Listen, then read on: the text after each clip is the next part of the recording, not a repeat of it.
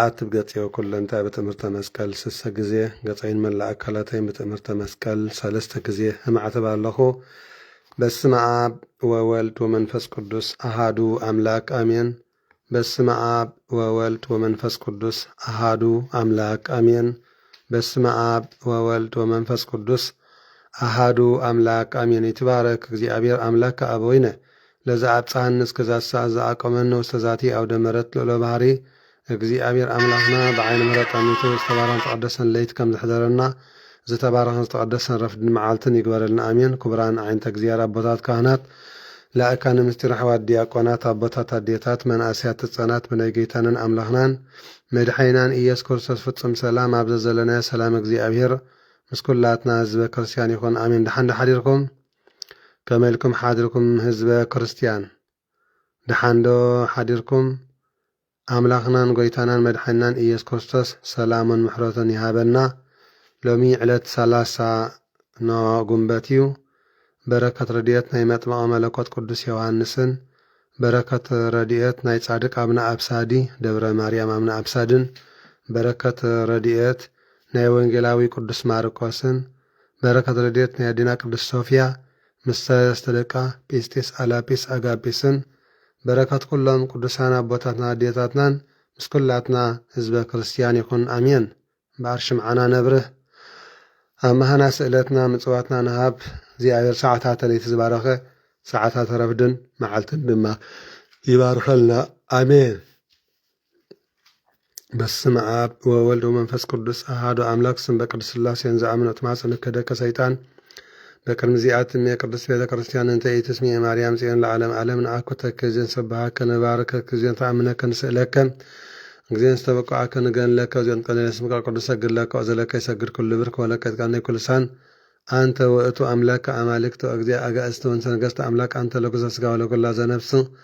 ወንጸዋዕከ ንሕነ በከመ መሃረነ ቅዱስ ወልደከ እንዘ ንብላ አንቱ ምሳሰበ ጸልይ ከመ ዝበሉ አቡነ ዘበሰማያት አሜን። አቡነ ዘበሰማያት ይትቀደስ ስምከ ትምጻእ መንግሥትከ ወይኩን ፈቃድከ በከመ በሰማይ ከመ በምድር ሲሳየነ ዘለለ ዕለተነ ሀበነ ዮም ህድግ ለነ አበሳነ ወጌጋየነ ከመ ንህድግ ለዘአበሰ ለነ ኢታብአነ እግዚኦ ውስተ መንሱት አላ አድኅነነ ወባልሐነ እምኩሉ እኩይ እስመ ዚአከ ይእቲ መንግሥት ኃይል ወስብሐት ክብር ለዓለመ ዓለም አሜን። በሰላም ቅዱስ ገብርኤል መልአክ ወእግዝእትነ ማርያም ሰላም ለኪ ድንግል በህልናቺ ወድንግል በሥጋች እምእግዚአብሔር ጸባኦት ሰላም ለኪ ብሩክት አንቲ እማን ፍሬ ከርስኪ ተፈሥሒ ፍስሕት ኦ ማርያም ትጸጋ እግዚአብሔር ምስሌኪ ሰአሊ ወጸልይ ምህረተ በእንቲአነ ሀብኩር ወልደኪ ኢየሱስ ክርስቶስ ከመ ይስረይ ለነ ኃጣውኢነ ተማኅፀነ ብኪ ጸሎተ ሃይማኖት ነአምን በአሐድ አምላክ እግዚአብሔር አብ ኀዜ ኩሉ ገባሪ ሰማያት ወምድርም ዘያስትሪ ወዘኢያስትሪ ወነአምን በአሐዱ እግዚእ ኢየሱስ ክርስቶስ ወልደ አብ ዋሕድ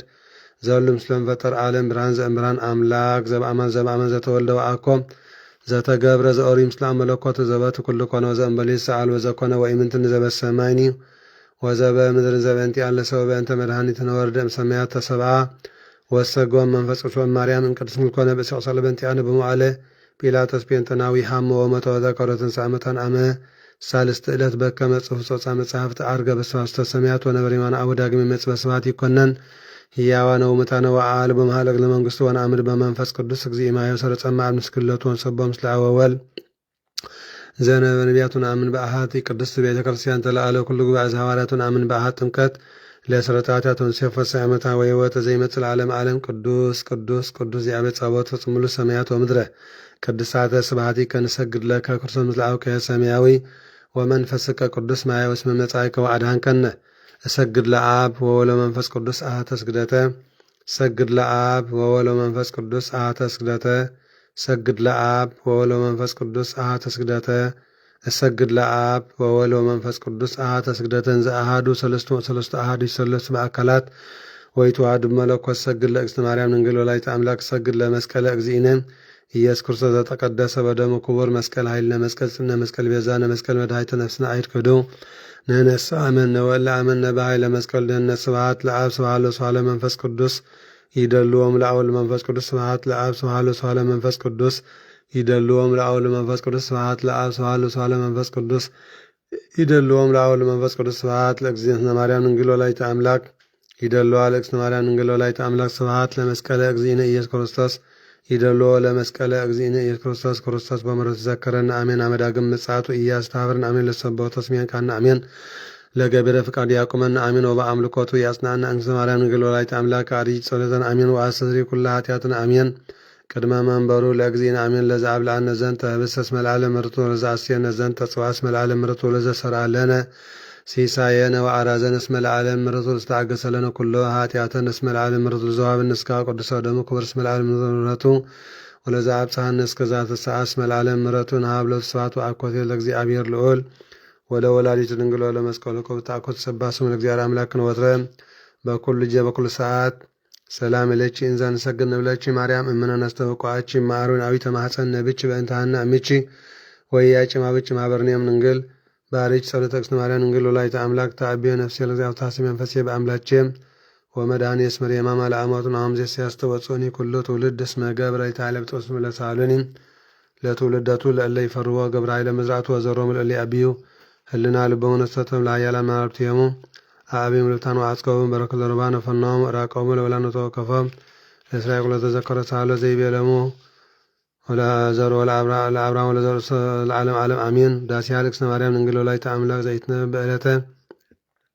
ቀዳሚተ ሰንበት ጸሎታ በረከታ ምሕረተ ቁርወዳ ያሉ ምስለ ኩልነ ህዝበ ክርስቲያን ለዓለም ዓለም ንጽሕት ወብርህት ወቅድስት በኩልን ተሃቀፎተ ለእግዚአብሔር ኩሉ ፍጥረት ትፈስም ምስሊያን ዘይጸሩ ወይብሉ ሰአ ሊለነ ቅድስት ተፈሲኦ ምልዕተ ጸጋ ተፈሲ እስመራካች መጎሰ ተፈሲ እግዚአብሔር ምስሌችን አስተነጽብየች ወግርምት ድንግል ወንፌን ለች ፍስሐ ምስለ ገብርኤል መልአክ እስመ እንፍሬ ከስች ኮነ መድኃኒተ ዘመነ አቅርብና በዚያ ረቡ ሰአ ሊለነ ቅድስት ከመከብካብ ዘአልበ ጥልቀት መንፈስ ቅዱስ አድላሌች ዋለ ተለለች ኦ ማርያም አማን ወለች ቃለ ወልደ አብ ዘይነብር ለዓለም መጻ ዋዳንን ማኃጢአት ሰአ ሊለነ ቅድስት አንቲ ውእቱ ዘመዘ እምስሮ ዳዊት ወለች ለነ በስጋ መድኃኒነ ኢየሱስ ክርስቶስ ዋሕድ ቃል ዘማብዘም ቅድመ ዓለም እለው ሀበረ ሰውነ ሳእምነች አርያ ገብረ ሰአ ሊለነ ቅድስት ኮንቺ ዳግሚተ ሰማይ ዲበ ምድር ወላዲተ አምላክ ዘእምር ሰረቀለን እምነች ፀሐይ ጽድቅ ወለች በከመ ትንቢተ ነቢያት ዘእንበለ ዘር ወይ ምስና ሰአ ሊለነ ቅድስት አንቲ ውእቱ ደብተራ እንተ ተሰምየች ቅድስተ ቅዱሳን ውስቴታ ታቦት በወርቅ ልቦት እምኩሌ ውስጣት ለተችዳን መሰበ ወርቅ እንተመና ሀቡ ዘውቱ ወለ እግዚአብሔር መጻ ወሃደረ ሀበ ማርያም ድንግል ዘእምር ሰብአ እምኔሃ ቃለ አብ ወወለተ ውስተ ዓለም ንጉሠ ስብሐት መጻ ወአድኃነ ተፈሳ ገነት መግነባ ወልደ አብ ዘይነብር ለዓለም መጻ ወአድኃነ እምኃጢአት ሰአ ሊለነ ቅድስት ተሰሜች እመ ለክርስቶስ ንጉሥ ምድረ ወለች ጫነ በርቺ በድንግልና በመንክር ምትወለች ለአማኑኤል ወበእንተ ዘአቀበች እምበለ ሙስና ሰአ ሊለነ ቅድስት አንቲ ውእቱ ሰዋስው ዘርኤ ያዕቆብ እግዚአብሔር ለዓሉ እስመ ጸርች በካሰች የቱም ዘይጣን ኩሌ ኮንችን ለነ ሰአሊተ ሀበ እግዚእነ ኢየሱስ ክርስቶስ ዘተሰብአ እምኔቺ በእንተ መድኃኒትነ ሰአ ሊለነ ቅድስት ናሁ እግዚእ ወፃ እምኔቺ ኦ ብሩክተ ጸሎተ ያድንኩለ ዓለም ዘፈጠረ በቤት ሳሉን ሰበ ወንወድሶ እስመውቱ የረም ቀረሰብ ሰአ ሊለነ ቅድስት ተፈሲኦ ምልዕተ ጸጋ ድንግል ዘእንበለ ርኩስ ልኩት ንጽሕት ኩልኩለ ዓለም ብርሃን ዘይጠመቀለ ዘይትነሰት በትረ ሃይማኖት ዘይትጸነን ስማኮሙ ለቅዱሳን ሰአ ሊለነ ሀበልች የር መድኃኒነ ይምሃረነ ወሳይንስ ኃጢአተነ ሰአ ሊለነ ቅድስት ሰአ ሊለነ ማርያም እምነ ወእሙ ለእግዚእነ ወልድች ይምሃረነ ዋርስዩ ይረስየነ በየማነ ያቁመነ ለዓለም ዓለም አሜን። በስመ አብ ወወልድ ወመንፈስ ቅዱስ ወርኃ ለእግዝእትነ ማርያም ድንግል ወላዲተ አምላክ ወሀብተ ረድኤቱ ለእግዚእነ ወአምላክነ መድኃኒነ ኢየሱስ ክርስቶስ ሳሉ ምሕረቱ ያሉ ምስለ ኩልነ ህዝበ ክርስቲያኖ ምስለ ኩልነ ማኅበረሰብ ምስለ ሀገሪትነ ምድረ አጋዚት ኩለ ዓለም ለዓለም ዓለም አሜን።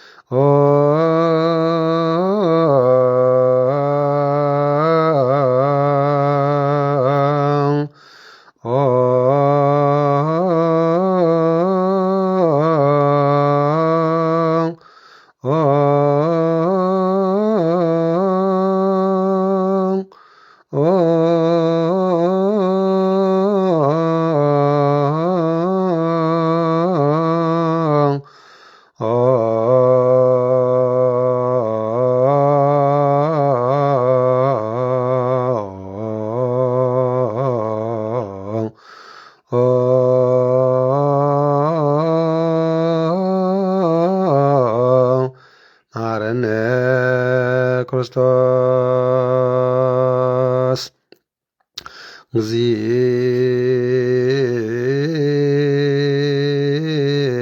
እግዚእ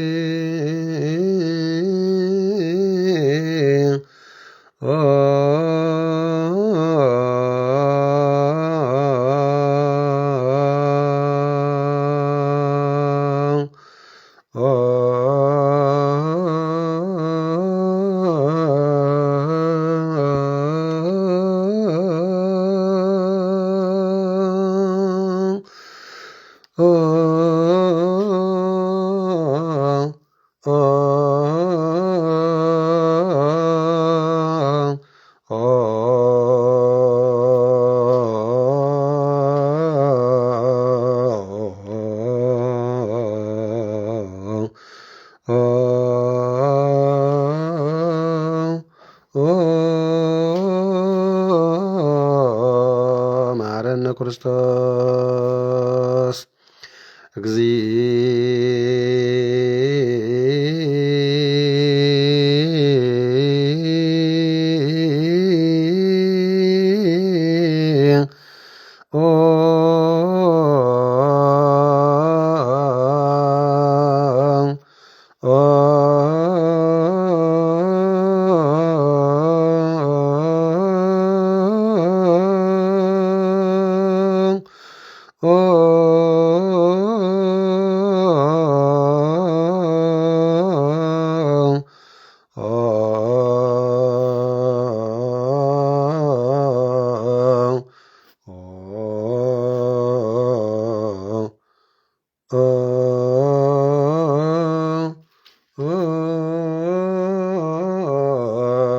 መሐረነ ክርስቶስ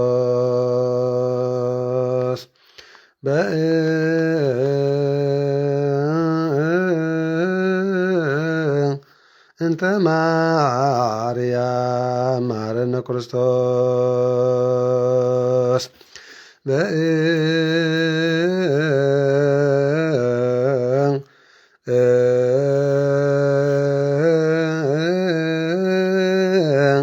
እንተ ማርያም መሐረነ ክርስቶስ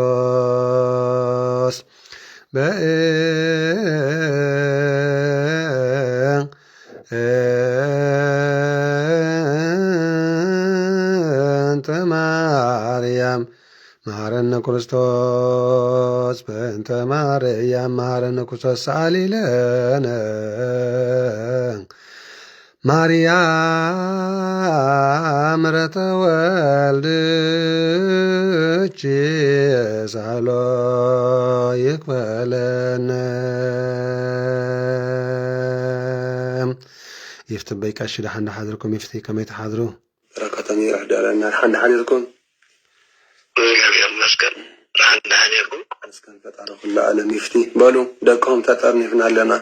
ከም ፈቃድ ኣምላኽ መሃረና ክትብሉልና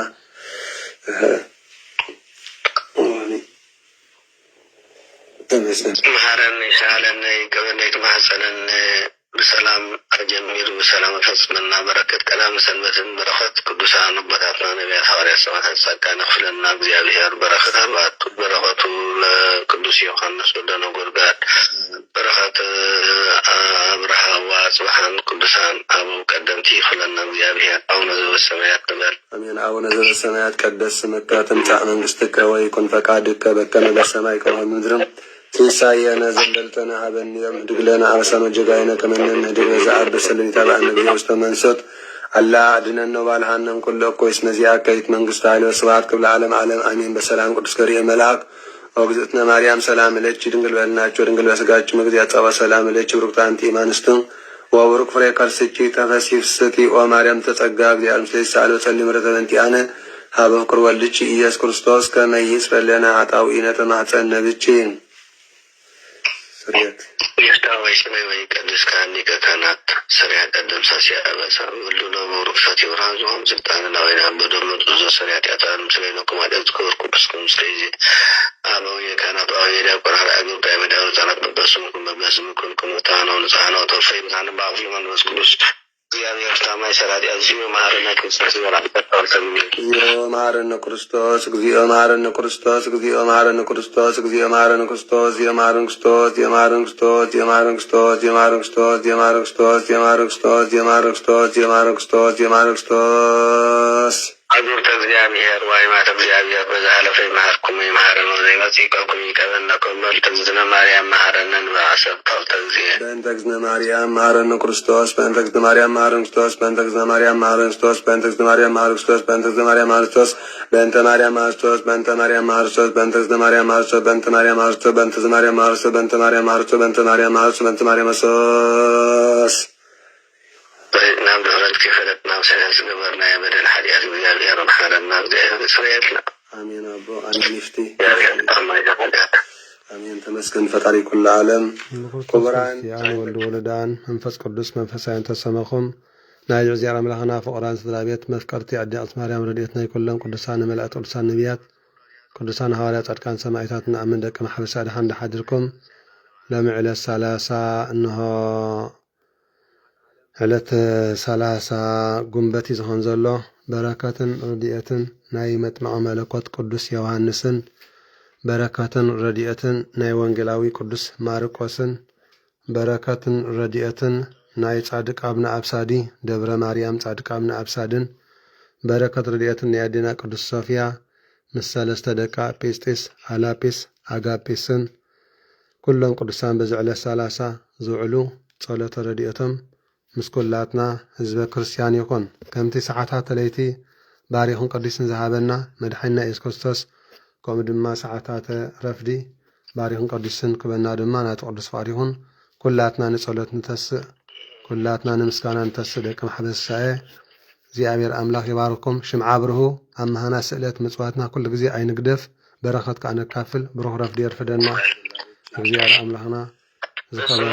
ومنفس قدوس أحد وأملاك سمن نقركم وحينا فقران لبيت كريستيان እግዚአብሔር ይባርክሙ ወያብራ عند ألواكم سميات أمريال እግዚአብሔር ላይ አምላክ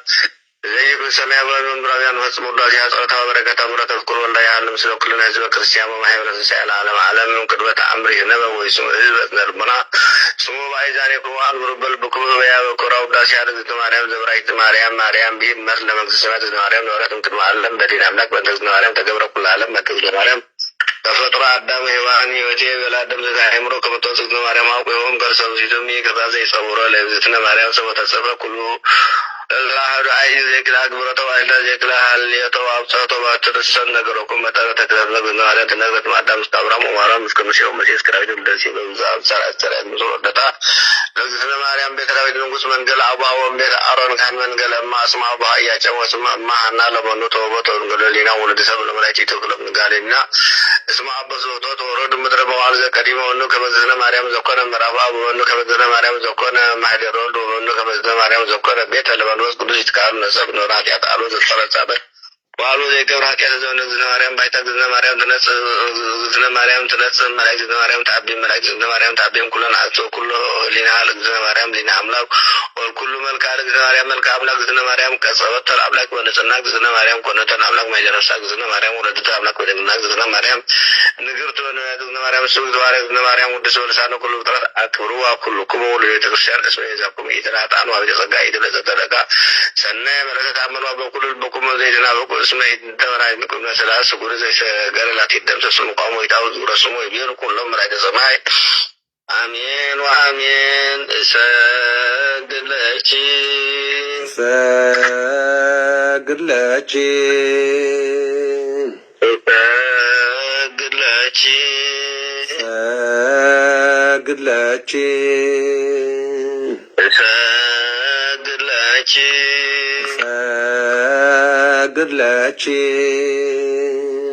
قبلش بكبر دسش يوحنس أفوق بسانون زيد تفسير مريم قدس دنجز تسقم نيجي زيابير قال وصار نيجي تفسير مريم نجن نرك قدس تساعد زيابير زي زياني بدمنا بروك وأوش تيجي تفسير مريم نجز أسرع نيجي زيابير قال زي أربع سنة تفسير مريم نجن زي سبرة نيجي زيابير يقول نيجي قال زي نسقل تمسلا ونوس كل تفسير مريم نجز ولا شيء أماني زاك ما يتبرك ناشر ولا مسنا مدرد السلام نيجي مريم نجل أنت ولا شيء أملاك زي تنسب مسبب ما يصير سلام نيجي مريم نجل أنت ولا شيء نقص زي تراو وان زي دولة عن كسمة يكبر من ناجو سمشي وعامة بلدنا هنا قدوس سلام نيجي مريم نجس وركش نقص زيابير من ذي سألي لنا مهرة عبد كل اللي شيء كما يصير لنا هتاوينه كامرها لزنا قدس نجل وكلي مريم ولا يتعاملات صلتها وبركتها ومرته فكر والدا يحل مثل كل نهز وكريستيان ومحبرة سعي العالم عالم آمين آمين بزعبا مصوات زفتو هابتان سبعي صلتان برختان لسانا نزل العالم بحق صانعين برنا أملاح زولدت بدنقلنا سقا بدنقلنا نزل صانعت كوترينا قدس دنقل مريم زقبرة تأمرات زيئيو أو هاقرنيك يا سناي تكبار زقبر فليب أسوس محادث أبطان نقاداي نبري نسو كل قزي نامز وطن ندايان نداءن طوارن زيب اللهم سواتي رد نبري ካብ ዕለታት ሓደ መዓልቲ ብልቡ ከምዚ እናበለ ሓሰበ ንዓይ ብዙሕ ገንዘብን ወርቅን ብሩርን ኣለኒ ካብዚ ሓላፊ ዓለም ቅድሚ ምስንባተይ ኣቀዲመን ነዳያን ረዳእን ጠዋርን ዝየብሎም ሰባትን ክምፁተሎም ይሕሸኒ ምክንያቱ ምስ ሞትኩ ገንዘበይ ብኢደይ ዘይኮነስ ብኢድ ካልኦት ሰባት እንድሕር ተመፅኢቱ እንታይ ይጠቕመኒ ኣብ መንግስተ ሰማያት እውን ዓስቢ የብለይን ስለዚ እግዚአብሔር መንቲ ክቅበለለይ ብሂወተይ ከለኹ ክምፁቶ ከምዚ ኢሉ ንኹሉ ገንዘቡ ጥሪቱን ሓንቲ ከየትረፈ ንሽጉራትን ንዘኽተማትን ረዳእን ጠዋርን ዝየብሎም ንነዳያን ዓደሎም ካብ ዕለታት ሓደ መዓልቲ ኣብ ማእኸል ዓዲ እናዞረ ከሎ ንሓደ ሲላን ዝስሙ ነጋዳይ ረኸቦ ክልቲኣቶም ቀደም ብፍቅርን ብሰናይ ጉርብትናን ይነብሩ ስለ ዝነበሩ ሲላን ንፊልጶስ ኢድ ነሲኡ ፈታውየይ እንታይ ኮይንካ ኣለኻ ከም ሽጉር መሲልካ ርእየካ ኣለኹ በሎ ፊልጶስ ድማ አንተ ሓወይ እግዚአብሔር ኣብ ኢደይ ዝሃበኒ ገንዘብ እንሆ ኣብ ኢድ እግዚአብሔር ኣውዕሎ በሎ እቲ ነጋዳይ ከዓ ኩሉ ገንዘበይ ጠፊኡ ድኻ ኮይነ ኢልካ ኣይተሓዝንን ክትረብሓሉ ትኽእል ገንዘብ ወርቅን ብሩርን ዘየለቅሓካ ምስ ረባሕኻ ድማ ንዓይ ገንዘበይ ትመልሰለይ በሎ ብድሕሪዚ ካብቲ ተራፊ ገንዘብ ተረፍ ገንዘቡ 1,000 ወርቂ ዲናር ሃቦ ንሱ ድማ ነዘን 1,000 ወርቅን ዲናርን ተቀቢሉ ናብቲ ክረብሓሉን ክስበሉን ዝኽእል ሃገር ከይዱ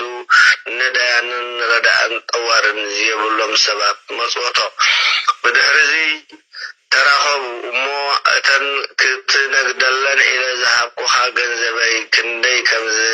ረባሕካለን ንገረኒ እናበለ ሓተቶ ሽዑ ፊልጶስ ንሲላን እንሆ ንወርቅኻን ምስ ወለዱ ኣብ ዘይጠፍእ ዘይብስብስን ሰረቕትን ጓሓሉትን ኣብ ዘይረኽብዎ ኣብ ጽኑዕ መዝገብ ኣንዲረልካ ኣለኹ በሎ ካብ ዕለታት ሓደ መዓልቲ ሲላን ተንሲኡ ነቲ ዝዓደጎን ዝኸሰቦን ክዕዘብ ናብ ቤተ ፊልጶስ ከደ ኣብ ኣፍ ደገ ቤት ምስ በፅሐ ብዙሓት ዝተሸገሩን ዝተጨነቁን ነዳያን ጸንሕዎ እሞ ኣብዚ እንታይ ደሊኹም እንታይ ክትገብሩ ኣለኹም በሎም ንሳቶም ከዓ ንሕና ኣብዚ ተኣኪብና ዘለና ነቲ ርህሩህን ጠዋርን ነዳያንን ዝኾነ ፊልጶስ ንጽበዮ ኣለና ኢሎም መለሱሉ ሲላን ነዚ ዘረባ ምስ ሰምዐ ንገጹ እናዓጸፈ ጭሕሙ ነጸየ ገንዘበይ ንሕማቕ ሰብ ሂበ ኮንቱ ጠፊአ ካብ ሃብትስ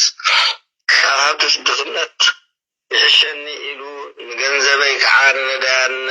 ዓዲልዎም በለ ንውሽጢ ቤት ኣትዩ እንተደለዮ ሰኣኖ ካብ ቤቱ ወፂኡ ኮለል ኢሉ እናደለዮ ከሎ ኣብ መገዲ ጎፍ ንጎፍ ተራኸቡ ሽዑ ሲላን ንፊልጶስ ምስ ረኣዮ ሒዙ ሃረሞ ብግፍዒ እውን ፀረፎ አንተ ሕማቅ ሰብ ገንዘበይ መጽዊትካ አጥፊኻዮ ክትብቅዕ ሕጂ ከዓ መሊስካ ነቲ ብልቃሕ ዝወሰድካዮ ገንዘበይ አጥፊኻዮ በለ ቶሎ ሕጂ ገንዘበይ መለሰለይ ወይ ድማ ነቲ ቀንዲ ገንዘበይ ምስ መለስካ አርእየኒ ምስ ምርክሰብካ አርእየኒ በሎ ፊልጶስ ከዓ ነቲ በዓል ገንዘብ أنت عكي أنا جنزبك أيدفع هو حنسب تعجسني أمه جنزبك أبزل له بوتا كريكاي بدحريو مسيخا كتقوز أورائخا مصر إخايون كمتن العليك تحبوس بحقبلك كان يوبلو كمزي إلهم كرخرو خلو كالو السبعة تصنبروهم نجنزبو مس مخصبو كريو دما مخرم لقسم عرقوهم بزي حساب تردادي مستعرقو نناب بيتهم كدو سيلان أوشت بيتو دقيسو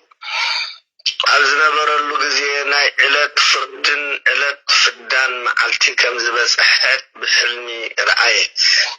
شعو ناي صنع سقاي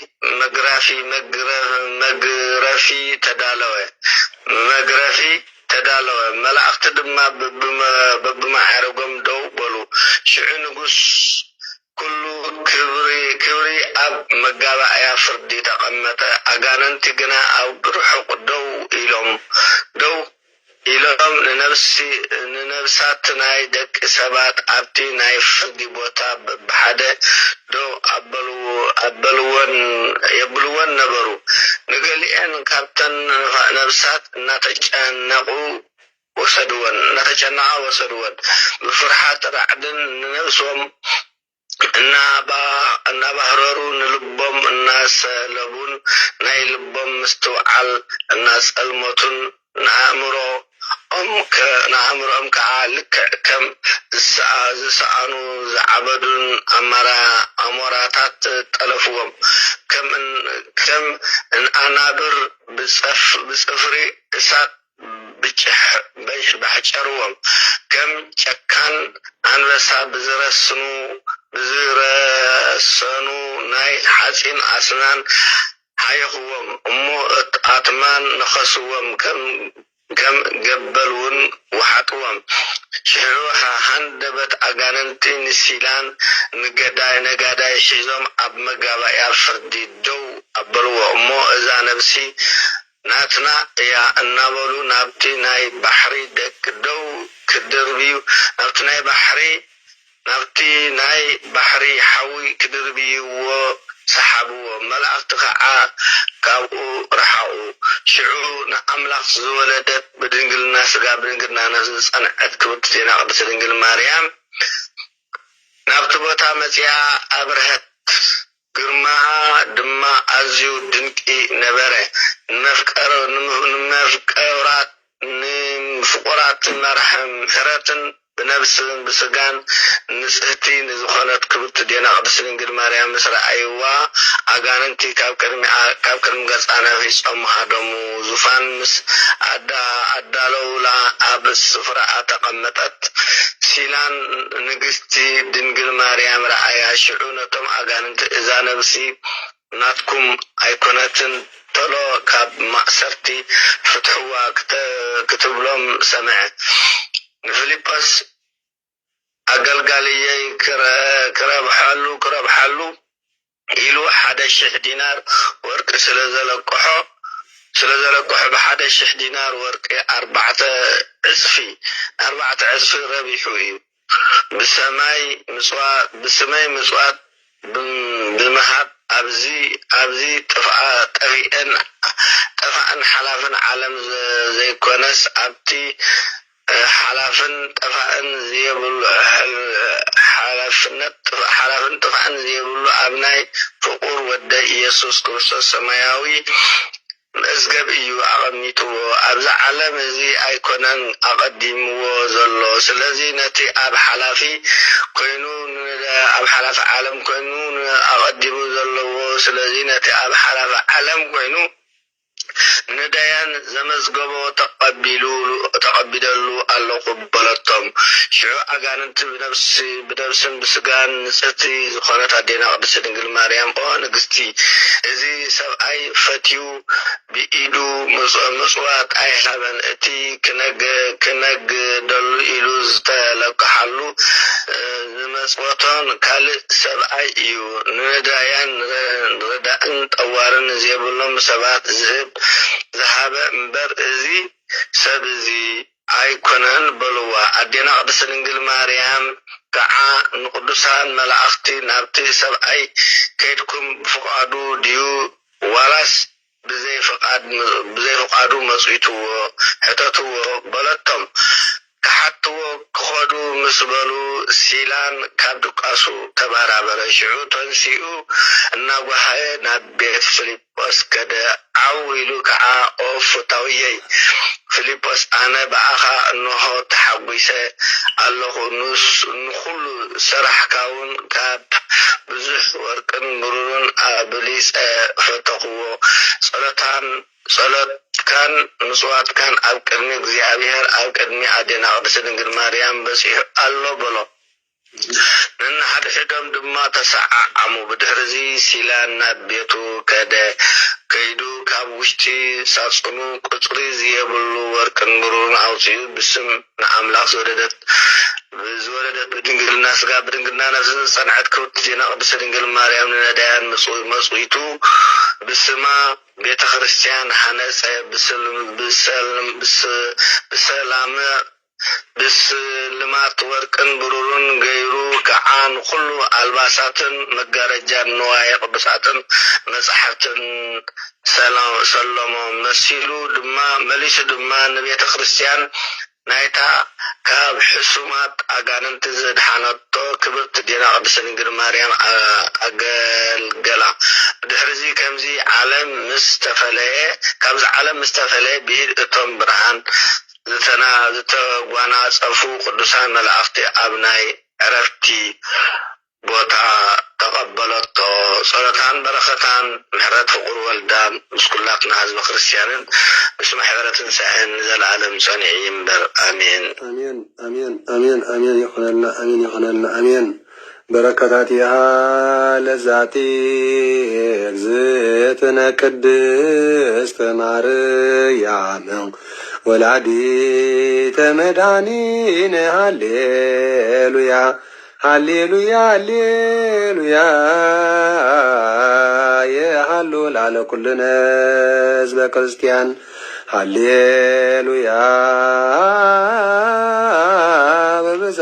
በበዛህርትች ማርያም አድነኒ በተአምርች ማዘኑ አይለው ዘመምሳሌ ማርያም ተስባለ ቁጣን በየጸሎት ወጣኖ የነጹ ቁርአንና ዘተቀን የዘመካኖ ላይ ታምናት ማርያም በለሰብሳ ወርካቤ በነዛ ቁለችን እስተቃለ ባቢ ፈተተሙ በረካት አፍች ማዛቀር ለነዳይ ብሲ ወለዘረከቦ ምንዳቤ በስተከበት ትሳይ ያሲቤ ስብሐት ለኪ ማርያም በልከ ወላይ ዛሬ ስብሐት ለኪ ማርያም በልኮት ዘዛት ይደሉ ለተአምር ቺዮል ወበተአምሮ ልጅ ተበሳ ኩሉ ዓለም አሜን አሜን አሜን ዓለም በመታየትና እግዚአብሔር አምላክ ከምዝና ናይ ፊልጶስን ቅድስና ሲላም ዝሰሓበኻ ከምኡኻ ኩላትና እግዚአብሔር አምላክ ግብሪ ሰናይ ሰሪሕና ንጠቐምና ዘለው ብመርክል በሓጢያት ብተንኰልን ዝወደቑ እግዚአብሔር አምላክ ከተስአና እግዚአብሔር ካስበና እግዚአብሔር ብረቢ ደግፈና በረከት ቅዱሳን ቦታት ሐዋርያ ሰማዕታት ጻድቃን ሳትፈና በረከት ቀራብ ሰላምን ያቁላና እግዚአብሔር አምላክ ብሩክ ማዕከለና ሰማዕና የብዘልቡና ያሕድረልና ወዋሰዱ ያ ኢየሱስ ክርስቶስ ያዘልና ነዘሐመሙ አቡነ ዘበሰማያት ንበል ዘበሰማያት ቀደስ ስምከ ትምጻእ መንግሥትከ ወንቃልኮ ከሰማይ ከምድር ሲሳየነ ዘለልተና ሀበነ ምድግ ለነ አብሰን ወንጅጋይነ ከመነ ንድግ ለዘአበሰ ለይታብአነ ጊዜ ውስተ መንሰት አላድነን ዋላንም ኩሎ ኩስ መዚያ ከይት መንግስት ኃይለ ስብሐት ለዓለም ዓለም ሰላም ቅዱስ ገብርኤል መልአክ ወግዘትነ ማርያም ሰላም ለች ድንግል በልናቸው ድንግልናስካቸው መግዚያቸው ሰላም ለች ብርታን ማንስትም ወብሩክ ረከርስጭ ተፈስሒ ስቲኦ ማርያም ተጸጋ እግዚአብሔር ምስለ ጻሎ ጸልይ መርተበንቲአነ ሀብ ፍቅር ወልጅ ኢየሱስ ክርስቶስ ከመ ይስረለን ኃጣዊን ተማጸነ ብቻ አሜን አንቺ አይበከና ደነን ከየሩዳነ በጸሎት ካሪጋ ከነ ጅብዋነ ወይ እንስተና ምን ነገርናቱ ዘደላ ዳማጎነ ተአምሪሁ ለቅዱስ ሚካኤል ቅዱስ ገብርኤል ቅዱስ ሩፋኤል ቅዱስ ራይ ቅዱስ አቆኤል ፋኒኤል ራጉኤል ኩሎም 7 ሊቃነ መላእክት 99 ነገደ መላእክት ጸሎተ ረድኤቶም ይሃሉ ምስለ ኩልነ ህዝበ ክርስቲያን ምስለ ኩልነ ማህበረ ትንሣኤ ምስለ ሀገሪቱ ምድር አጋዚት ለዓለም ዓለም አሜን። ሊቀ መላእክት ቅዱስ ሩፋኤል ዝፈቱ ብስም ቅዱስ ሩፋኤል ድማ ምጽዋት ዝህብ ሓደ ንጉስ ነበረ። እዚ ንጉስ እዚ ሓደ መዓልቲ ኣብ ውሽጢ ባሕሪ ቆይሙ ከሎ ዓሳ እምባሪ ክውሕጦ ደልዩ ተቐላቐለ። እቲ ንጉስ ድማ ኦ ፈታውየይን መመክሕየይን ቅዱስ ሩፋኤል ካብዚ ናይ ባሕሪ ኣርዌ ከተድሕነኒ ምእንቲ በጃኻ ቀልጢፍካ ብፅሓኒ እናበለ ጨርሐ። ቅዱስ ሩፋኤል ድማ ከም ሓደ ሓምባሳይ ተመሲሉ ብምምፃእ ኣድሓኖ። እዚ ንጉስ እዚ ድማ ብስም ሊቀ መላእክቲ ቅዱስ ሩፋኤል ቤተ ክርስቲያን ክሃንጽ ሓሰበ፣ ሃነፀውን። ናይታ ቤተ ክርስቲያን ዙርያ ድማ ኣጸበቓ። ናይ ቅዱሳን መዕረፊ ገዳም ንኽትከውን ድማ ኣገደማ። ካብዛ ቤተ ክርስቲያን ከይተፈልየ ድማ መባእን ዕጣኑን ንድኻታት ድማ ምጽዋት ይህብ ነበረ። ንኣገልግሎት ቤተ ክርስቲያን ምእንቲ ክኸውን ድማ ብሩርን ወርቅን ንብዙሕ ዘበን ዓቂሩ ነበረ። እዚ ንጉስ ምስ ሞተ ድማ ብናይ ሊቀ መላእክቲ ቅዱስ ሩፋኤል ኣማላድነት ናብ ገነት ሓጎስ ኣተወ። እንተኾነ ግና ኣብ ውሽጢታ ቤተ ክርስቲያን ብዙሕ ወርቅን ናይ ገንዘብ መዛግብትን ከም ዘሎ ዝሰምዑ ሰባት ሃገረ ቁዝን በርበርን ብመርከብ ተጻዒኖም መፁ። ነቶም ናይታ ሃገር ነበርቲ ማሪኾም ድማ ናይታ ቤተ ክርስቲያን ሃብቲ ክዘርፉ ድማ ክዝርፉ ደለዩ። ናይታ ሃገር ሰባት ግና ኣብ ደርብታትን ሰገነትን ዝባንን ኮይኖም ናይዞም ጸላእቶም ምምጻእ ምስ ረኣዩ ኣብ ደጌታቶም ዓፀው። ናብ እግዚኣብሔር ድማ ከምዚ ኢሎም ጸለዩ፣ ኦ እግዚኣብሔር ምእንቲ ሊቀ መላእክቲ ቅዱስ ሩፋኤል ኢልካ ኣድሕነና እናበሉ ተማሕፀኑ። በዚ ምሕፅንቶም እቶም ንኽዘርፉ ዝመፁ ጸላእቶም ድማ ደበናን ግበን ቆባርን ኣብ ውሽጢ መርከቦም ከለዉ መጾም። ናይ ሓዊ ነበልባል ዝመስል ድማ ተራእዮም እሞ ፈርሁ። ነዞም ጸላእቶም ሊቀ መላእክቲ ቅዱስ ሩፋኤል ድማ ዝተመዘዘ ሰይፊ ሒዙ ኣብ ማእከል ምድርን ሰማይን ቆመ። ንሶምን ረኣይዎ። ብድሕርዚ ድማ ብሓውን ግመን ቆባል ኮይኑ ኣነ ኣብ ቅድሚ እግዚኣብሔር ዝቐውም ምእንቲ ደቂ ሰባት ድማ ኩሉ ሻብ ናብ እግዚኣብሔር ኣምላኸይ ዝልምን ሩፋኤል መልኣክ እንሆ ነዚ መቕዘፍቲ ብሰርዚ ክፍኣት ልብኹም ክሰርቁ ስለ ዝመጻኹም ብሓይሊ ፈጣሪ እግዚኣብሔር ኣምፂአልኩም ኣለኹ በሎም። ካብዚ ዝኸፍአ ናይ ሞትን ጥፍኣትን መከራ ከይረኸበኩም ከሎ ድማ ካብ ሕጂ ንድሓር ናብ ሃገርኩም ተመለሱ፣ ስራሕ ስርቂ ይግደፉ በሎም። ከምዚ ምስ በለ ካባታቶም ተሰወረ። እምበኣር ዝተፈተኹም ኣቦታትናን ኣዴታትናን ኣሕዋትናን ኣሓትናን ልዑልን ክቡርን ሊቀ መላእክቲ ቅዱስ ሩፋኤል በዞም ዓመፅቲ ኣብ ልዕልዮም ዝገለጾ ድንቂ ተኣምር ኣስተውዒልኩምሉ ዶ ኣለኹም? እግዚኣብሔር ኣምላኽ ንሊቀ መላእክቲ ቅዱስ ሚካኤል፣ ቅዱስ ገብርኤል፣ ቅዱስ ሩፋኤል ስልጣን ሂብዎም እዩ። ንሊቀ መላእክቲ ቅዱስ ሩፋኤል ዝኸበሩ ናይ ሰማያት መዛግብትን ክኸፍትን ክዓጹን ምእንቲ ዓቃቢ ህወሓት ገይሩ ሸሞ። ምእንቲ ናይ ሰብን እንስሳን ማህፀን ክኸፍት ሸሞ። ምእንቲ ስም ሊቀ መላእክቲ ቅዱስ ሩፋኤል ኢሉ ንምጻዩ ሰናይ ነገር ዝገብር ብዛዕባ ክብሩ ዝዛረብ እቲ ቅዱስ መጽሓፍ ድርሳኑ ዝጽሊ ሰምዐ ዘንበበ ዝተርጎመ ሰናይ ወይ ስርናይ ወይ ዘቢብ ዕጣን ወይ ድማ መብራህቲ ንቤተ ክርስቲያን ዝህብ ዘበለ ኩሉ ከም ዝምሕረሉ ቃል ኪዳን ሃቦ። ከምኡ ድማ ብስም ሊቀ መላእክቲ ቅዱስ ሩፋኤል ንዝጠመየ ዘዕንገለን፣ ንዝጸመአ ዘስተየን፣ ንዝዓረቐ ዘልበሰን፣ ንዝሓዘነ ዘጸናንዐን፣ ዓይኑ ዘይረኣየቶ ኣብ ልቢ ሰባት ዘይተሓስበት እግዚኣብሔር ንፍቑራኑ ዘዳለዋ ሓዳሽ ምድሪ ክወርስ እዩ። እምበኣርከ ሊቀ መላእክቲ ቅዱስ ሩፋኤል ኣምላክ ቅዱስ ሩፋኤል ጎይታና ኣምላኽና መድሓናን ኢየሱስ ክርስቶስ ሓደ ካብዞም ንኣሽቱ ደቀ መዛሙርተይ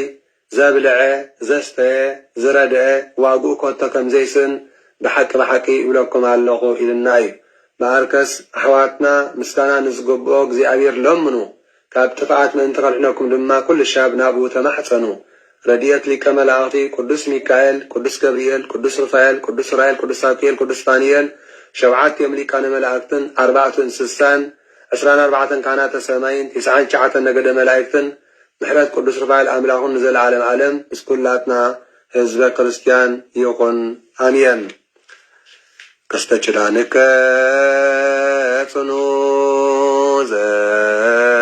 ዘይባል መከራ እስመ መግቦም አንተ ለትጓነ ሰማያራ ቅዱስ ሚካኤል ንጉሰ ድምፅን ባዕድ ድምፂ ከመንዚራ ሰደኒ ካክናፊከ ውስተ ደማዊ ደብተራ አባለው ኤልያስ ወዝራ ሰአለነ ቅዱስ ገብርኤል ሩፋኤል ገብርኤል ወሚካኤል ቅድመ መንበር ለሉ አሜን አሜን አሜን። መላክ ሳይል ቅዱስ ሚካኤል ሊቀ መላእክት ይስአለና ይለምነና ምሕረት ካብ ሰማይና ምድሪ የውርደና እግዚአብሔር አምላክ በረከት ቅዱሳን መላእክት ሰብዓተ ሊቃነ መላእክት ክፍለና እግዚአብሔር አምላክ ፈዋሲ ዲያኖስ ክርስቶስ ምሕረት ያዘና ምሕረት ይራየና በሳል መግበና መስጭሩን ዶም ንግለጸና በረከት ቀዳም ሰንበትን በረከት አርባዓ ወአጽባሕ በረከት ወንጌላዊ ዮሐንስ ወልደ ነጎድጓድ ስለማማለሳን እብዳና አሁን ዘበሰማያት አሜን። አቡነ ዘበሰማያት ቀደስ ስምከ ትምጻእ መንግሥትከ ወይኩን ፈቃድከ በከመ ሲሳየነ ዘለለነ ሀበነ ወምድር ለነ አብሰነ ወጅጋየነ ከመ ንሕነድግ ለዘአበሰ ተባኑ ዚዮስ ተመንሰል አላድነነ ወላዲነ ለኮስ መዚያ ከይት መንግሥት ኃይለ ስብሐት ኩሉ ዓለም ዓለም በሰላም ቅዱስም ሰላም ለቺ ድንግል በልናችሁ ድንግል ለስጋችሁ መግዚያ ሰው ሰላም ለቺ ብሩታንቲ ማንስትን ወብሩክ ፍሬ ካልስቺ ተፈሲር ስትኪ ኦ ማርያም ተጸጋ እግዚአብሔር ተሳለ ወጸልይ ምሕረት በእንቲአነ ሀበ ፍቅር ወልድች ኢየሱስ ክርስቶስ ከመ ይስረይ ለነ ኃጣውኢነ ተማኅፀነ ብቺ አሜን። ኢየሱስ ክርስቶስ ቱመስም ለዘይጼው ኢየሱስ ክርስቶስ ጾምራይ ለዘይጾሞ ከመ ይባሩክነ ይፈኑ አራሁ ለጸባይነ የጾል ታውነሲዮ ነጥብ አስጋከ ኢየሱስ ክርስቶስ አስለትዩ ምስሌው መስከረመቱ ቅድሜው አዘውተው ነግቦ ቁርማ ለአምልኮ ስጋው ያባነ ቤተ ምራው ውስተ ደብተራው አመይት ጋቦ ለምሳ ስርጎ አናራሁ የሲዮ ለነቃደም ከንሰርዮ ኢየሱስ ክርስቶስ በግዘ ቀራንዮ ለላገዝገት መነ ከመራየው ተሲያ ለሱራዊ ለስለተነ ነደዮ ወበማመ ወልድከ አምላካዊ ለቁስነናጥዮ ለተባስጋከነ ጸግቦ ወለነቃደም ከንሰርቦ ኢየሱስ ክርስቶስ በግርግ ዘገቦ አይዳ ወካዲ አሚነ ሥላሴ ዘአልበ ይተወልደ ማርያም ዘይበለ ከመቦ አጉራት ዓለም ሪቡ ከመ ከልብ ሪቦ ተአምር ወመንክር ዘገብረ እግዚእነ ወአምላክነ መድኃኒነ ኢየሱስ ክርስቶስ ሳሎ መረት ያሉ ምስለ ኩልነ ህዝበ ክርስቲያን ወምስለ ማህበረ ትንሣኤ ምስለ ሀገሪቱ ምድረ አጋዚት ኩለ ዓለም ለዓለም ዓለም አሜን። ቅዱሳን ሐዋርያት ጎይታናን አምላክናን መድኃኒት ክርስቶስ ንሐዋርያት ኣብ ዳሕራዋይ ዘበን ዝኸውን ነገር ከም ዝነገሮም ጎይታና ኢየሱስ ክርስቶስ ከዓ ምስ ተንሥአ ኣብ 30 መዓልቲ ካብ ምዉታን ምስ ተንሥአ በዓለ ፋሲካ ማለት እዩ ኣብ መበል 30 መዓልቲ ነዲዩ ኣዴና ቅድስት ማርያምን ስምዖንን ጴጥሮስን ከምኡውን ንፈታዊው ዮሃንስ ወንጌላውን ተገልጸሎም ብድሕርዚ ናብ ደብረ ዘይቲ ምስ ወሰዶም ዓለም ካብ ዝፍጠር ጀሚሩ ክሳብ ትንሣኤኡ ዝፍጸም ምስጢራት ኩሉ ገለጸሎም። ከም ብሓድሽ ከዓ ንሱ ንሰማይ ምስ ዓረገ ድሕሪ ትንሣኤኡ ኣብ ማእከል ኣመንትን መናፍቃንን ዝካየድ ኩነታትን ዝኸውን ነገርን ኩሉ ኣረድኦም። ዓለም እምነታ ሕውስውስውስውስውስውስ ከም ዝብልን ነሆ እሙንን ዘይእሙንን ከም ዘይፍለጥን ድማ ኣረድኦም። ከምዚ ድማ በለ እዛ ዓለም እዚኣ ሓሊፋ ብዛዕባ ናይ እቲ ትካእ ሓዳሽ ዓለም ኩነታት ኢየሩሳሌምን ሰማያዊት ከዓ ካብ ላዕሊ ንታሕቲ ከም ትወርድን ማዓርጋት ጻድቃንን ከምኡውን ዕድል ሓጥኣንን መናፍቃንን ዘርዚሩ ነገሮም። ምስ ሕያዋይ ኣቦኡን መንፈስ ቅዱስን ክብርን ምስጋናን ይኹኖሞ ሎምን ኩሉ ሽዕን ንዘለዓለም ዓለም ኣሜን። ብድሕርዚ ብዛዕባ ዕርገቱ ድማ ተናገሮም። ጎይታና ኢየሱስ ክርስቶስ ካብ ምዉታት ተኸሊሉ ምስ ተንሥአ 40 መዓልቲ ኣብ ዝኾነሉ ግዜ ኣብ ደብረ ዘይቲ ንደቀ መዛሙርት ተገሊጹ ኩልኻትኩም ተኣከቡ በሎም። ኣብኡ ምስ ተኣከቡ ከዓ ከም ሓደ ካባታቶም ኮይኑ ተገልጸሎም እሞ ናብቲ ናይ ቀደም ዝነበርክዎ ክብሪ ኣምላኽነተይን ናብ ኣቦይን ኣቦኹምን ከዓርግ እየ ናብቲ ክብረይን ኣምላኽነተይን ተመልሼ እንተዘይከይደ ግና መንፈስ ቅዱስ ምሳኻትኩም ክነብር ኣይክእልኒ በሎም። ንሰማይ ምስ ዓረግኩ ከዓ ኣነ ንዑ ናባኻትኩም ክልእከ እየ ንሱ ድማ ነቲ ኣባይ ዘሎ ክብሪ ክገልጸልኩም እዩ። ንሱ ምሳይን ምስ ኣድቦን ብህልውና ሓደ እዩ እሞ እዚ ከዓ መንፈስ ህይወትን ብርሃንን ፀሓይን ኣብ ልዕሊ ምድሪ ወሪዱ ከም ዘብርህ أباخاتكم وريدو كبرهيو بلام نسو مسحا دركم كل تدليو كقلصلكم إيو كاباين كابابن كي تفالي دما نباخاتكم كلؤكو يمو أباخاتكم بمحدارون عبيت تأمرات كتقبريكم بلام كابو بزنت حتى استنفاس زي آدم حياو نفس زلو كوينيو بمبال نابقو أغريبو انكو منفس قدش تقبللو أوف بلالام بعركس كسعشاف عالم كاموتات تفالي مثل سعي الناس تمهاركم نسبات بسم آبن ولدن منفس قدسن آتمقوام زعمانن زتتمكن يدحن زي عمانن زي تتمكن قنا نفسو كتفئة كا بلام ويتنا إذ كريستوس كا نسقاتكم سي بسمي آغانن تقطوتو بناي كلو هاجر قانقوا كتزاروبيهم نتمنن عن قربيتن بإيدكم انت حاسكم ويون زقاتل مرزي انت ستقوم فكشي مزقوداكم نجر يلن بزياداون عداوكم أبلل حمماتن دويانن انت عنبركم كابدويام كفواسيام بلام ويتنا مدحنان إيس كريستوس نز نجرزي أو مستعقبو كنغرام نا كله ناتي غبان نعامن برهتي دبنا كببتم كم مدري كسع سماي زلت صح مسال الإسات كأرعيو وزحسراوي تسمايون أبزريو تسليفهم نبارو أبداوم كعاد سنات سلن كبرن حزام سلز نبارو نتملكت بعافم نفعوه كاب عابمن كنانمن زبالو تصبق شتا زلون طعم دماز بيادا شتو فلي طعمي زنبرمو أبتقبو اتن أبلعل مدرن فتيمو كم زبالة ودادار زي بالشتا شتتين كان بحدش سرقل لأسات رأيو أبزريو كدانون أسات زقانة تسليفهم نبارو كلاتهم بتا مسالن اتيان سماي عرقن مدر جماي وردن نبارو زا مسال زياد ما نزنت إلت مساقم تنبر كبسا قدسان نستمسان دنقل مارياني أقع بلام كاب كل شتو زبالت نصح بتان أوش تظلوا ورك صنها زحازو ملائكة تقارعيو أخنافهم بالمان حرحرنا تراغبه كم دمس نبرقوات دمس يسمع نبره كابو كاقص قويتنا إس كريستوس كاب بران تحاش بزيادة كاب لعلي مليون جزية بلتش تا بزلوا برهانا سواريعو رعيو لك مزامرت كريستوس نزم سعيو بغنبارم ناودعو نعملغو سجدات سجدو عاد فرحاتن دنقاتن كا حدرم بخياتون أبزحو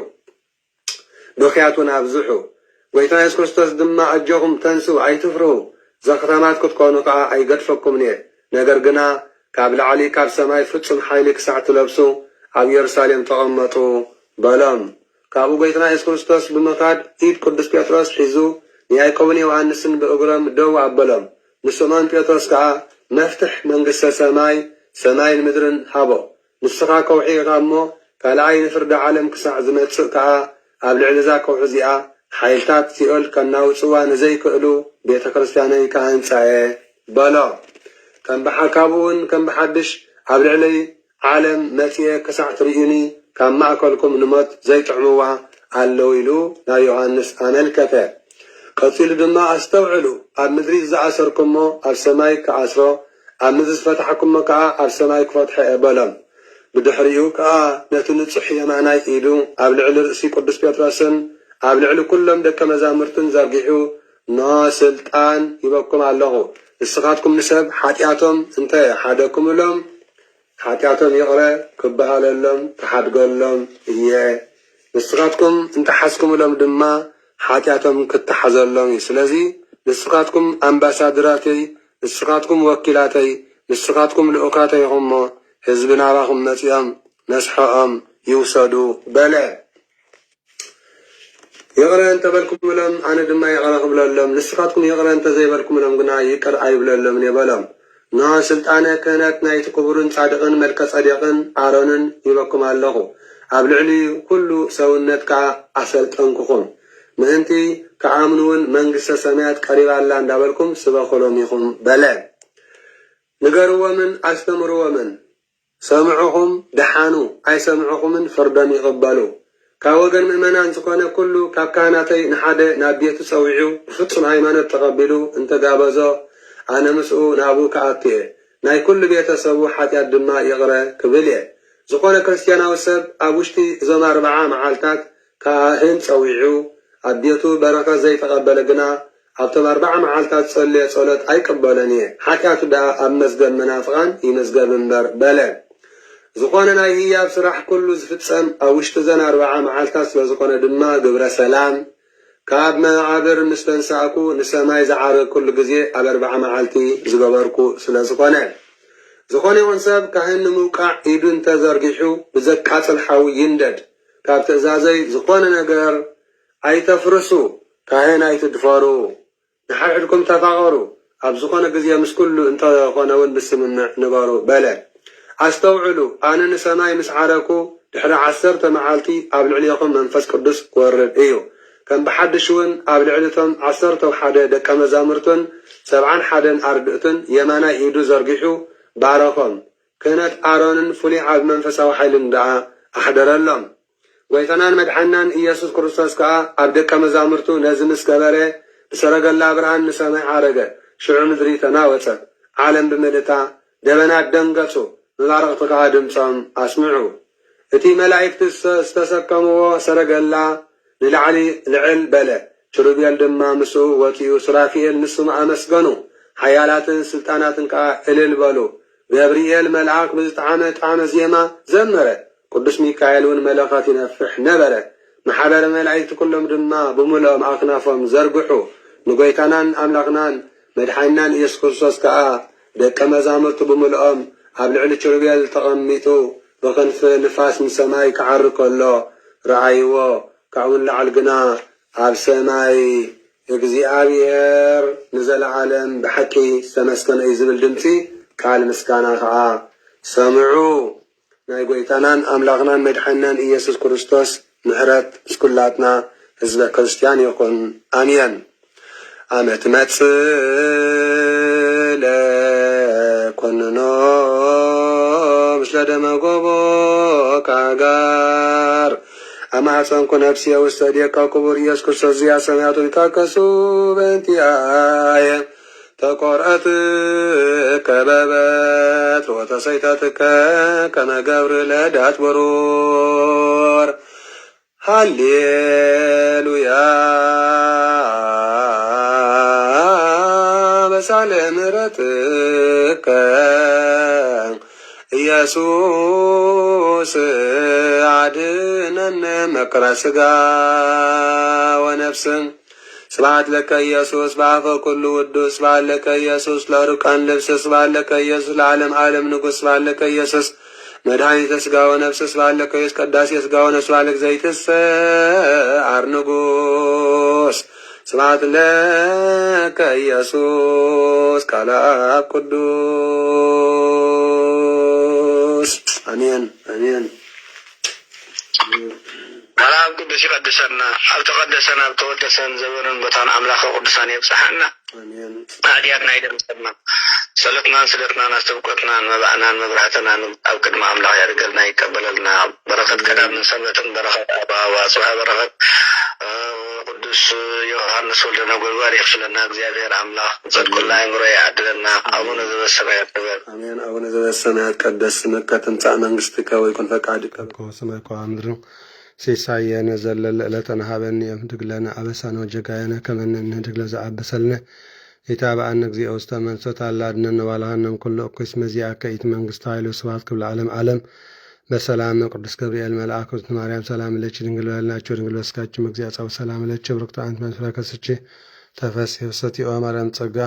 እግዚአብሔር ሰአሉ ጸልዩ ምሕረተ በእንቲአነ ሀብ ክርስቶስ ከመ ኢየሱስ ለነ ኃጣውኢነ ተማጸነ ብቻ አሜን ክቡራን ዓይነተ እግዚአብሔር አቦታት ካህናት ላይካነ ምሰሐዋት ዲያቆናት አቦታት አዴታት መንአስያት ህፃናት ብናይ ጌታን አምላኽና መድሓኒናን ኢየሱስ ክርስቶስ ፍጹም ሰላም ኣብዘ ዘለና ሰላም እግዚአብሔር ምስ ኩላትና ህዝበ ክርስቲያን ይኹን ደሓን ሓዲርኩም ከመልኩም ሓዲርኩም ህዝበ ክርስቲያን ካብዚ ቀፂልና ናይ ዕለቱ ጸሎተ ኪዳን ከነብፅሒና ነዚ ገበር እግዚአብሔር አምላኽና ክብርን ምስጋናን ኣምልኾን ውዳሴን ስብሓትን ስግደትን ንዕኡ ንእግዚአብሔር አምላኽና ይብፅሓዮ እንታይ ደኣ ሎሚ ንጎ ምትሳእ ደንጊኹም ህዝበ ክርስቲያን ኣይነቕሕኹምሎም ረፍዲ ተስኡባ ንቑሕባ ተባራበሩ ህዝበ ክርስቲያን ተባራበሩ ህዝበ ክርስቲያን ንጸሎት ተባራበሩ ንጸሎት ንባራበር ንጸሎት ተባራበራ መድኃኒ ዓለም ኢየሱስ ክርስቶስ ይባርከና ይባርክኩም መድኃኒ ዓለም ኢየሱስ ክርስቶስ ይቀድሰና ይቀድስኩም ተስኡባ ተባራበሩ ታዲያ ዘይነቕሕኹም ደኣ እንታዳ ዘይተሳእኹም ደኣ ንጸሎት ዘይተሳእኽን ሎሚ ኩዕለ 30 ጉንበት እዩ መጥምቐ መለኮት ቅዱስ ዮሃንስ እኮ ኢሎም መዓንቲ ህዝበ ክርስቲያን ዕለተ ልደት ናይ መጥምቕ ዮሃንስ ከምኡ ድማ ጻድቅ አቡነ አብሳዲ ደብረ ማርያም ጻድቅ አቡነ አብሳዲ ህዝበ ክርስቲያን ከምኡ ድማ ወንጌላዊ ቅዱስ ማርቆስ ዘአንበሳ ወንጌላዊ ቅዱስ ማርቆስ ዘአንበሳ ከምኡ ድማ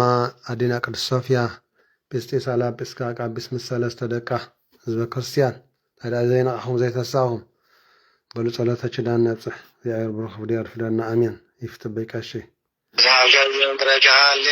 ሃሌሉያ ይእቲ ማርያም እምነ ኢትዮጵያን ተሰአልከ እግዚኦ ምድረከ ሃሌሉያ ይትፈጸም ልብኪ ኦ ድንግል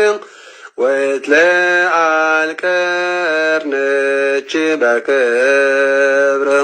ሰማይ ዳግሚት ብኪ ድነ ዓለም ወበወልድኪ ኮነ ሰላም ወሚጥዓተከ አርየነ እግዚኦ ሳልከ ሃሌሉያ ይትፈሳ ልብኪ ኦ ድንግል ወይትለዓል ቀርንኪ በክብር ሰማይ ዳግሚት ብኪ ድነ ዓለም ወበወልድኪ ኮነ ሰላም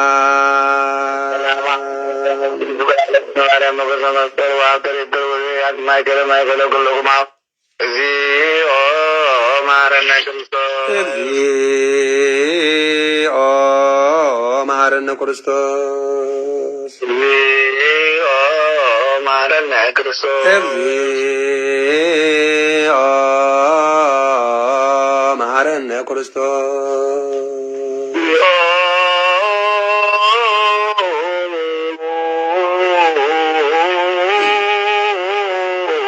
መሐረነ ክርስቶስ እግዚኦ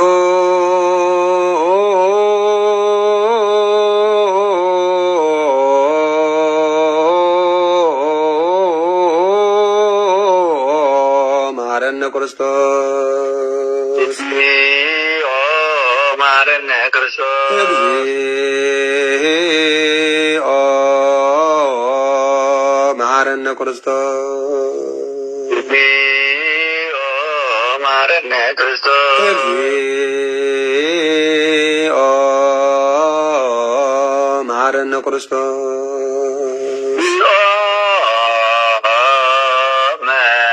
መሐረነ ክርስቶስ እግዚኦ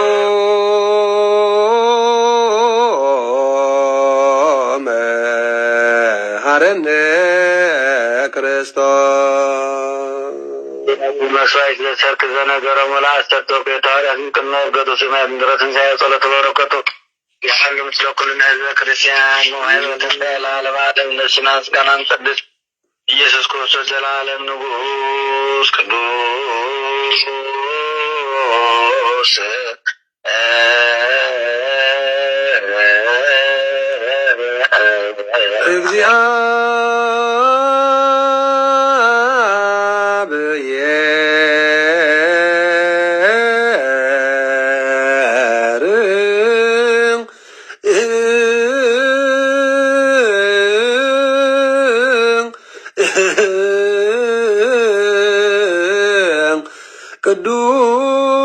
ቅዱስ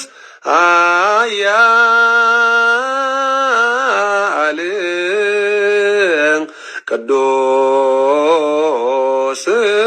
ሕያው ዘኢይመውት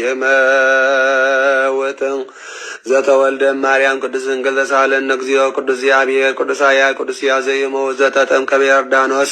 ወተሰቅለ በዲበ ዕፀ መስቀል ተሳሃለነ እግዚኦ ቅዱስ እግዚአብሔር ቅዱስ ኃያል ቅዱስ ሕያው ዘኢይመውት ዘተንሥአ እሙታን አመ ሣልስት ዕለት ዐርገ በስብሐት ውስተ ሰማያት ወነበረ እምአብ ወዳግመ ይመጽእ በስብሐት ይኰነን ሕያውን ሙታን ሳነ እግዚኦ ስብሐት ለአብ ስብሐት ለወልድ ስብሐት ለመንፈስ ቅዱስ ይእዜኒ ወዘልፈኒ ወለዓለመ ዓለም አሜን። ለይኩን ቅዱስ ስሉስ እግዚአብሔር ሕያው ተሳሃለነ እግዚኦ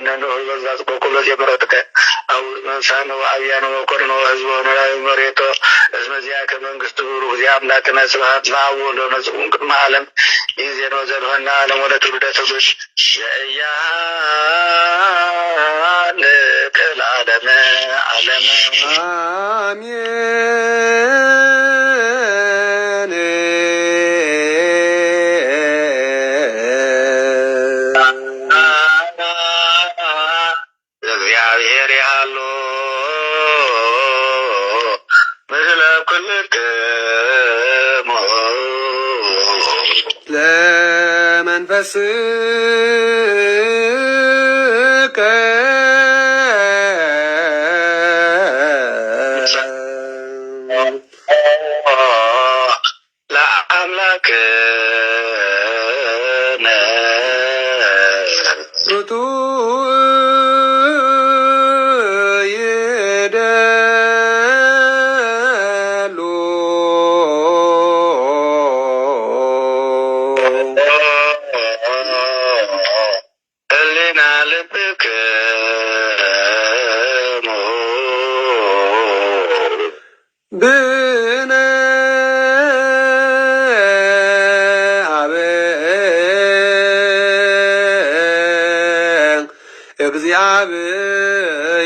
እግዚአብሔር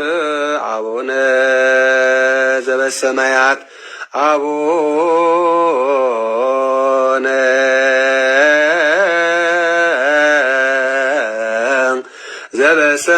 ዘበሰማያት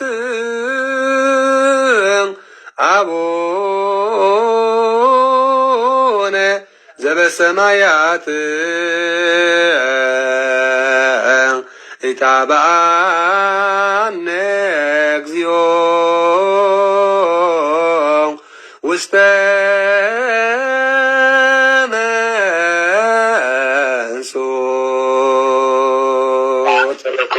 አዋቂ ብርሃን ዘምቅድመ ዓለማት አሚመራይ ወበውቃየ ተድላ ዘኢመውት አውጻእከነ እምግበ ዘጽንዕቱ ብርሃን የተረከብ ጸጎከነ ዘማይሰብል ያመፍትያ ከበሃይማኖት ከለልከነ ዘይርሃቅ ማጉርቲ ዘይርሃቅ ማጉርቲ ወተዘምስል የሚሉ ዘይሰመም ለዘምራት ወራት ተስለም ቅድመትና ኩሉ ያመሩን ኩለና ይፈተሙ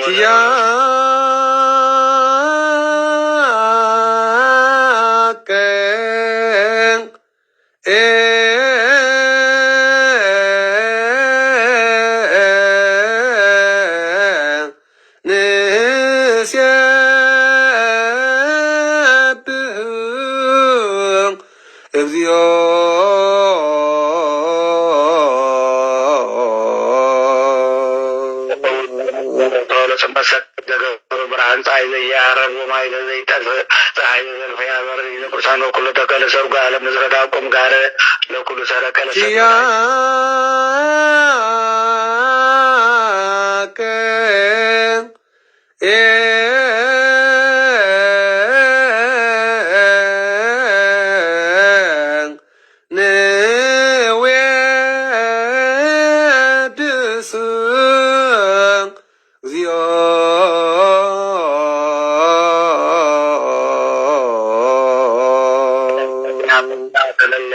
ሰሚኩና ማለት ዘዋን ከነ በመንበር ንችት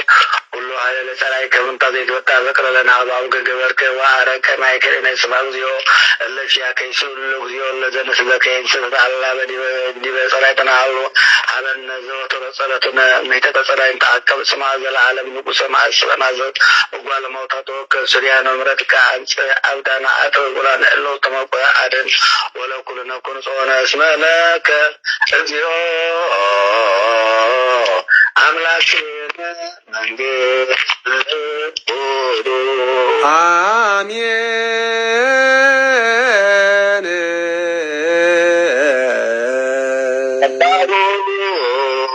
ለእግዚአብሔር ያሉ ምስለክሙ ምስለ መንፈስከ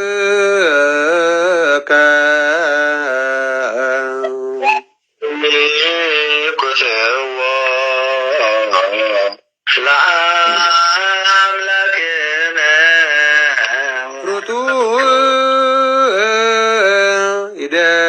ይደሉ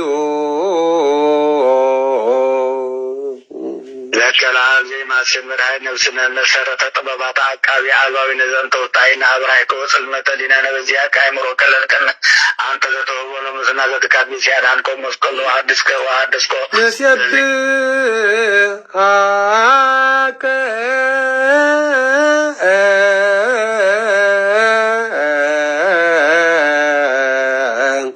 እግዚኦ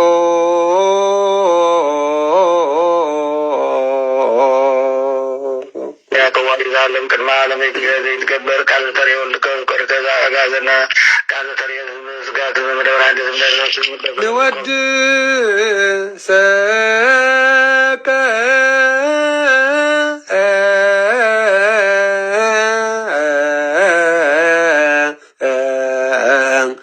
እግዚኦ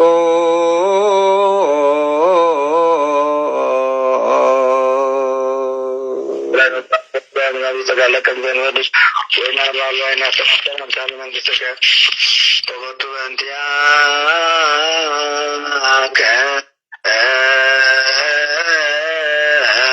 ወበእንተ ፍቁር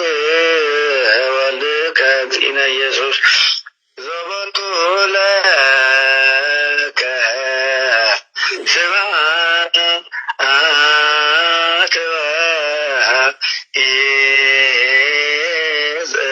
ለዓለመ ዓለም አሜን።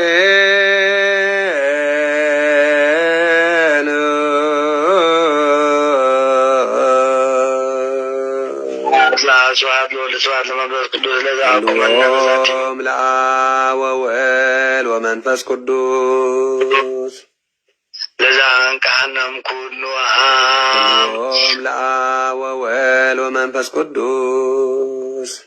ያሷን በልሳት መንፈስ ቅዱስ ለዘፈወሰና እንደው የነፍስ ስጋ ወሕማም ለአብ ወወልድ ወመንፈስ ቅዱስ ለማርያም ግብራዊተ አምላክ ንግሥት ማርያም ለእግዝእትነ ማርያም ንግሥት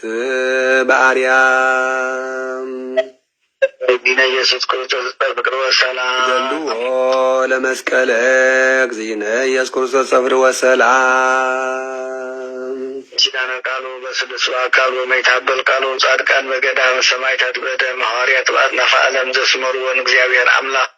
ጸሎተም ሰማዕ ጸሎትናን ስለትናን አስተብቆትናን ልመናናን መብራትናን መባእናን ኣብ ቅድመ አምላክ ያድርገልና ተባረኸን ተቀደሰት ቀዳመ ሰንበት ይግበረልና እግዚአብሔር አምላክ በረኸት ቅዱሳን አበው ቀደምቲ አብርሃ ወአጽብሃ በረኸት ናይ ዮሐንስ ወልደ ነጎድጓድ እግዚአብሔር ይኽፈልና እግዚአብሔር አምላክ ብሩህ ዘበነ ምጽአና ነዝሓመሙ ይመሓረና ነዝሞቱ መንግስተ ሰማያት ወና ነዝገሹ ይመልሰና ተማረኹም ተኣሰሩ ብኩሎም ኣብ ሽግር ዘለዉ ናይ አምላክ ጸሎት ናይ ዝዕለት እዚ ጸሎት ናይ ቅዱሳን ሰምዐ እግዚአብሔር እስማዓና ነብሳት አግብርቲሁ ኣይማቲሁ ነፍሰ ገብሩ አርአያ ሥላሴ ወለተ ብርሃን እምባዝጊ ወለተ ሥላሴ ወልደ ሰሎሞን ወልደ እስጢፋኖስ ተስፋ ጊዮርጊስ ጸጋ ዘአብ ወለተ ጋብር ገብረ መድህን ወለተ መድን ወለተ ሃይማኖት ገብረ እግዚአብሔር ተስፋ ምህረት ዘርአ ሥላሴ ተኸስተ ብርሃን ኃይለ ዝጊ ዖባ ማርያም ወልደ ጳውሎስ ዘርአ ሥላሴ ወለተ እግዚእ መስቀል ክብራ ንግሥተ አዝየብ ወልደ እስጢፋኖስ ኩሎም ክርስቶሳውያን ሰማዕታት ምድረ አጋዚት እለ ጸዋዕነ ስሞሙ ወለ ይጸዋዕነ አስማትهم ክብረ ይመሃረቡ በመንግስተ ሰማያት እግዚአብሔር አምላክን አቡነ ዘበሰማያት ይበል። አሜን። አቡነ ዘበሰማያት ይትቀደስ ስምከ ትምጻእ መንግሥትከ ወይኩን በሰማይ ከማሁ በምድር ሲሳየነ ዘለልተነ ሀበነ ዮም ህድግ ለነ አበሳነ ወጌጋየነ ከመ ንሕነግ ለዘአበሰ ለነ ኢታብአነ እግዚኦ ውስተ መንሱት አላ አድኅነነ ባልሃነም ኩሎ እኩይ እስመ ዚአከ ይእቲ መንግሥት ኃይል ወስብሐት ክብረ ዓለመ ዓለም በሰላም ቅዱስ ገብርኤል መልአክ ወእግዝእትነ ማርያም ሰላም ለኪ ድንግል በልናችሁ ድንግል በሥጋችሁ መግዚአት ጸወት ሰላም ለኪ ብሩክት አንቲ እምአንስት ወብሩክ ፍሬ ከርሥኪ ተፈሥሒ ፍስሕት ኦ ማርያም ተጸጋ እግዚአብሔር ምስሌኪ ሰአሊ ወጸልዪ ምሕረተ በእንቲአነ ሀብ ፍቁር ወልድኪ ኢየሱስ ክርስቶስ ከመ ይስረይ ለነ ኃጣውኢነ ተማኅፀነ ብኪ አሜን። ይፍታ ወይ ስረይ ወይ ቀድስ ካህን ሊቀ ካህናት ሰሪያ ደምሳሴ አበሳ ወልድ ለብሩክ ቀሳሴ ብርሃን ዘዋም ስልጣነ ለአብይነ ሐዋርያት በደመኑ ዘሰሪያ ኃጢአተ ዓለም የሰረይ ለኩም ኃጢአት ዘዘወርኩም እስኩም እስከዚ አበው የካህናት ዋር የጋባናት አገልግሎት አይነት አድርጋናት በበስምኩም በበስምኩም ከምፍታኑ ቃነ ወተወፈይ ብርሃን በአብ ለመንፈስ ቅዱስ እግዚአብሔር ፍታማይ ሰራ ኃጢአት እግዚኦ መሐረና ክርስቶስ መልአክ ሰብካል ተግዚእ እግዚኦ መሐረነ ክርስቶስ የማረነ ክርስቶስ የማረን ክርስቶስ የማረን ክርስቶስ የማረን ክርስቶስ የማረን ክርስቶስ የማረን ክርስቶስ የማረን ክርስቶስ የማረን ክርስቶስ የማረን ክርስቶስ የማረን ክርስቶስ የማረን ክርስቶስ የማረን ክርስቶስ አግብርተ እግዚአብሔር ወአእማደ እግዚአብሔር በዛለፈ ይመሃርኩም ይመሃረነ በዘይ መጽኢቀውኩም ይቀበነ ከመንተ ዝነ ማርያም መሐረነ ንበአሰብተ ማርያም መሐረነ ክርስቶስ በእንተ ማርያም መሐረነ ክርስቶስ በእንተ ማርያም መሐረነ ክርስቶስ በእንተ ማርያም መሐረነ ክርስቶስ በእንተ ማርያም መሐረነ ክርስቶስ በእንተ ማርያም መሐረነ ክርስቶስ በእንተ ማርያም መሐረነ ክርስቶስ በእንተ ማርያም መሐረነ ክርስቶስ በእንተ ማርያም መሐረነ ክርስቶስ በእንተ ማርያም መሐረነ ክርስቶስ በእንተ ዝናርያም መሐረነ ክርስቶስ በእንተ ማርያም በእንተ ማርያም ክርስቶስ ፈለጥና ብስከት ኮነ በተንኮል በደል ኃጢአት ገበርና የው እግዚአብሔር አምላክ መሐረና እግዚአብሔር መሐረና እግዚአብሔር ቆይበለና እግዚአብሔር ፍታማይ ሰራ አሜን። ይፍቲ አቦ ይፍቲ እግዚአብሔር ተመስገነ ይሁን። ይፍቲ ብለኩም አለ ደቅኹም እግዚአብሔር ይመስገን። ጠፊኹም ናሃኽሎም ፀኒሖም ድማ እወኒ ጠፊኹም ናቐኒኹም ኣበና እንኳ ድሓን መጻኹም ይብሎም ኣለው ፅሕፍልኩም ኣለው እግዚአብሔር ተመስገነ